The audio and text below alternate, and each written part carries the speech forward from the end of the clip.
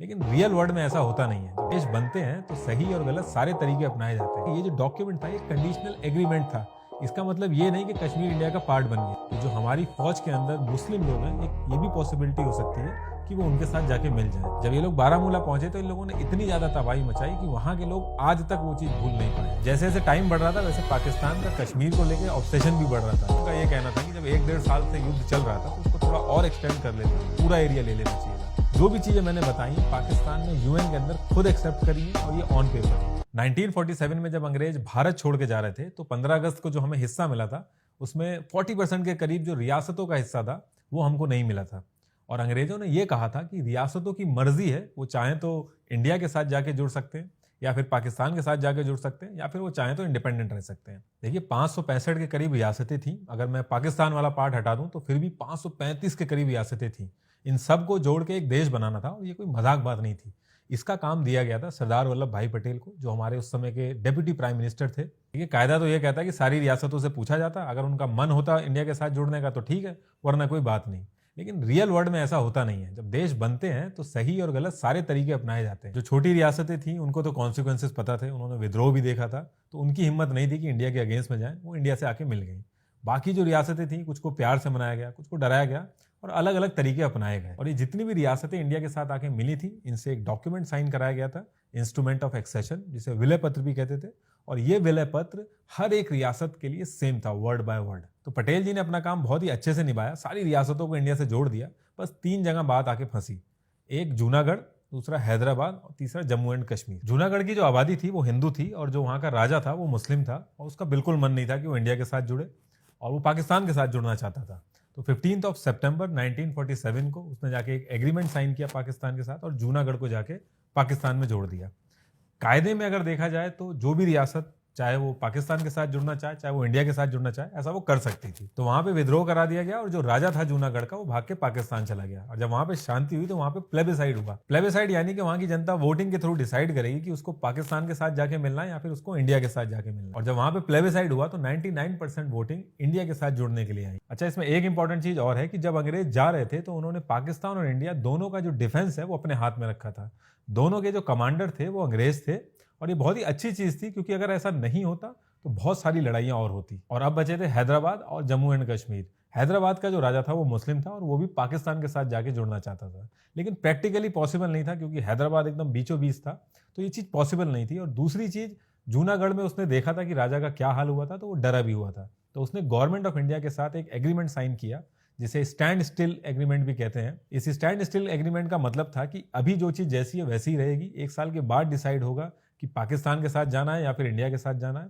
और पटेल जी भी इस चीज से ओके थे क्योंकि उनको अपना फोकस इस समय जम्मू एंड कश्मीर पे करना था। अगर आप देखोगे तो जूनागढ़ और हैदराबाद का पाकिस्तान से जाके मिलना ये प्रैक्टिकली पॉसिबल नहीं था, इसलिए पाकिस्तान को बहुत ज्यादा दिक्कतें आई।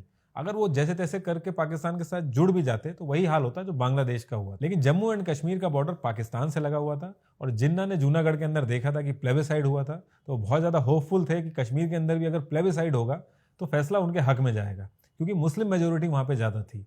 और जैसे धीरे धीरे टाइम निकल रहा था उनका ऑब्सेशन जो था कश्मीर को लेके वो भी बहुत ज्यादा बढ़ रहा था। जम्मू एंड कश्मीर के जो राजा थे, राजा हरि सिंह, वो हिंदू थे और वहां जो मेजोरिटी थी वो मुस्लिम थी। राजा किसी भी कीमत पे अपनी गद्दी नहीं छोड़ना चाहते थे, इसलिए जो भी ऑप्शन उनके सामने अवेलेबल थे वो सारे दिक्कत वाले ही थे। अगर राजा हरि सिंह पाकिस्तान से जाके मिलते हैं तो पाकिस्तान एक इस्लामिक देश है, वहां पे एक हिंदू राजा का टिकना बहुत ही मुश्किल है, तो ये चीज उन्हें बहुत अच्छे से पता थी। अगर वो इंडिया से जाके मिलते हैं तो नेहरू जी रोज लोकतंत्र की बात कर रहे हैं, इलेक्शन कराने की बात कर रहे हैं, तो वहां पे अगर इलेक्शन होगा तो मेजोरिटी में मुस्लिम है तो वैसे ही नहीं राजा बनेंगे। तो राजा हरि सिंह को अपनी गद्दी से बहुत ज्यादा प्यार था। अगर वो इंडिपेंडेंट भी रहते तो ये सबको पता था कि जो रियासत इन दोनों कंट्रीज के बीच में फंसेगी उसके लिए मुश्किल होगी। तो राजा हरि सिंह के लिए भी डिसीजन लेना बहुत मुश्किल था। जैसे जैसे टाइम बढ़ रहा था वैसे पाकिस्तान का कश्मीर को लेकर ऑब्सेशन भी बढ़ रहा था, लेकिन उनके सामने सबसे बड़ी प्रॉब्लम ये थी कि जो उनकी आर्मी थी वो अंग्रेजों के हाथ में थी, तो वो चाह के भी कश्मीर के ऊपर ऐसे अटैक नहीं कर सकते थे। पाकिस्तान ने पैरेलली 10,000 लोगों की आर्मी खड़ी करी जो कि सिविलियंस की तरह दिखते हो, आजाद कश्मीर फौज, जो कि कश्मीर पे अटैक कर सके। अब ऐसा नहीं है कि मैं इंडियन हूं तो झूठे फैक्ट्स बता के पाकिस्तान को ब्लेम कर रहा हूं। जो भी चीजें मैंने बताई हैं पाकिस्तान ने यूएन के अंदर खुद एक्सेप्ट करी हैं और ये ऑन पेपर है। जितनी भी चीजें इस पूरी वीडियो में मैं बता रहा हूं सारी की सारी इंटरनेट पे अवेलेबल है, सारे डॉक्यूमेंट्स अवेलेबल हैं, आप कुछ भी वेरीफाई कर सकते हैं। कुछ भी मैं अपने मन से नहीं बता रहा हूं। हरि सिंह को जब आजाद कश्मीर फौज के बारे में पता चला तो वो बहुत ज्यादा श्योर थे कि आराम से जीत लेंगे। उनके जो चीफ ऑफ आर्मी थे राजेंद्र सिंह, उन्होंने फिर भी समझाने की कोशिश की कि जो हमारी फौज के अंदर मुस्लिम लोग हैं, एक ये भी पॉसिबिलिटी हो सकती है कि वो उनके साथ जाके मिल जाएं। लेकिन राजा हरि सिंह के पास भी कोई और ऑप्शन नहीं था, और जैसे जैसे लोग आगे बढ़ते गए, जिस चीज का डर था राजेंद्र सिंह को वही हुआ, और ये लोग आउट ऑफ कंट्रोल होते गए। जब ये लोग बारामूला पहुंचे तो इन लोगों ने इतनी ज्यादा तबाही मचाई कि वहां के लोग आज तक वो चीज भूल नहीं पाए। जिस तरीके से पाकिस्तान का डिफेंस अंग्रेजों के हाथ में था, ठीक उसी तरीके से इंडिया का डिफेंस भी अंग्रेजों के हाथ में था। अब एक दिन के अंदर इंडिया आजाद सेना तो नहीं खड़ी कर सकता था, तो उन्होंने माउंट बैटन से बात करी। माउंट बैटन का स्टांस बहुत ही क्लियर था कि हम अपनी आर्मी का यूज किसी पे अटैक करने के लिए नहीं करेंगे। एक ही सिचुएशन में हम अपनी आर्मी का यूज करेंगे जब हमारे ऊपर अटैक हो रहा हो और हमें अपना डिफेंस करना हो। और क्योंकि कश्मीर इंडिया का हिस्सा उस समय नहीं था, इसलिए हम अटैक नहीं कर सकते। जब पाकिस्तान की सेना श्रीनगर से सिर्फ 50 किलोमीटर की दूरी पर रह गई थी, तब हरि सिंह ने इंडिया से मदद मांगी और इंडिया ने वीपी मेनन को हरि सिंह के पास भेजा एक डॉक्यूमेंट लेके। हरि सिंह ने वो डॉक्यूमेंट साइन किया और कश्मीर इंडिया का पार्ट बना। कुछ लोग जो कश्मीर को इंडिया का पार्ट नहीं मानते, उनका यह कहना था कि ये जो डॉक्यूमेंट था ये कंडीशनल एग्रीमेंट था। इसका मतलब ये नहीं कि कश्मीर इंडिया का पार्ट बन गया। ये जो डॉक्यूमेंट वीपी मेनन ने साइन कराया था, ये वही डॉक्यूमेंट था जब इंडिया ने बाकी रियासतों को अपने साथ जोड़ा था तो उनसे साइन करवाया था। जब इंडिया ने कश्मीर में अपनी फोर्सेज उतार के एक तरफ से पीछे करना चालू किया, तो पाकिस्तान ने भी ट्राई किया कि वो भी अपनी फोर्सेज उतारें। उन्होंने अंग्रेजों से बात करी, लेकिन माउंट बैटन ने जो इंडिया से कहा था, सेम वही चीज अंग्रेजों ने पाकिस्तान से भी कही कि कश्मीर पाकिस्तान का हिस्सा नहीं है और इस समय अगर हम फोर्सेज अपनी उतारेंगे तो वो एक अटैक माना जाएगा रादर देन एक डिफेंस। कश्मीर और इंडिया के इस एग्रीमेंट को लेके जिन्ना बहुत ज्यादा फ्यूरियस थे, उन्होंने माउंट बैटन को बुला के बात करी कि इस एग्रीमेंट को हम मानते नहीं है, क्योंकि जब जूनागढ़ और पाकिस्तान के बीच में एग्रीमेंट हुआ था तो वहां पे उस एग्रीमेंट को माना नहीं गया था, बल्कि वहां पे प्लेबिसाइड हुआ था। तो माउंट बैटन ने भी यही इंडिकेशन दिए थे कि जब यहाँ पे शांति हो जाएगी तो यहाँ भी प्लेबिसाइड होगा। उसके बाद दो चीजें ऐसी हुई जिसके बाद से इंडिया का स्टांस थोड़ा सा वीक पड़ गया। पहली चीज, नेहरू जी मंच पे आके उन्होंने अनाउंस किया कि जैसे युद्ध विराम होगा उसके बाद हम लोग प्लेबिसाइड कराएंगे।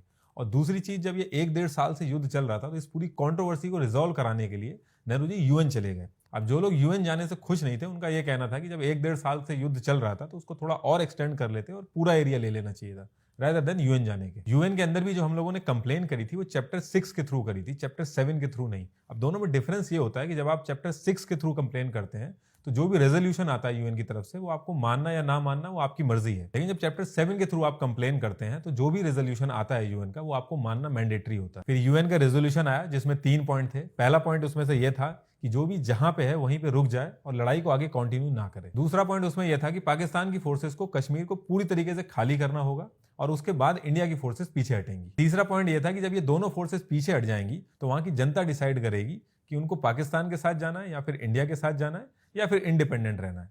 यानी कि वोटिंग होगी, वहां पे प्लेबिसाइड होगा। तब से लेके आज तक जिस पॉइंट पे लड़ाई रुकी है उसको एलओसी कहते हैं, लाइन ऑफ कंट्रोल, और जिस एरिया में पाकिस्तान है उसको पाकिस्तान ऑक्यूपाइड कश्मीर कहते हैं। और तब से लेके आज तक इसका कोई सोल्यूशन हुआ नहीं है।